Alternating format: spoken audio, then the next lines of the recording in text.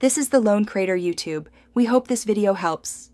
In this video, I will explain how to play Red Dead Redemption 2 with a PlayStation 4 or PlayStation 5 controller. First, connect your controller to your personal computer.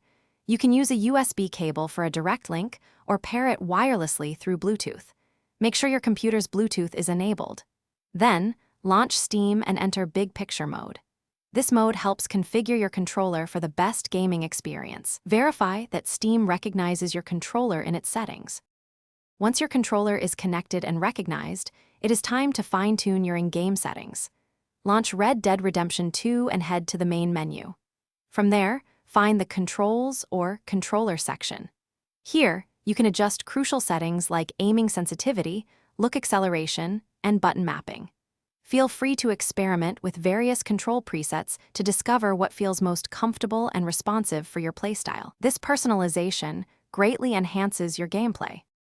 To ensure a smooth experience, keep your controller's firmware and drivers updated. This often resolves many common issues. Also, close any unnecessary background applications running on your computer. This can significantly reduce input lag and improve performance. Always check for game updates, as these often include compatibility fixes. If you encounter persistent problems, a simple restart of both your computer and your controller can often resolve them, getting you back into the game quickly. Finally, to truly enhance your Red Dead Redemption 2 experience, take advantage of your controller's features.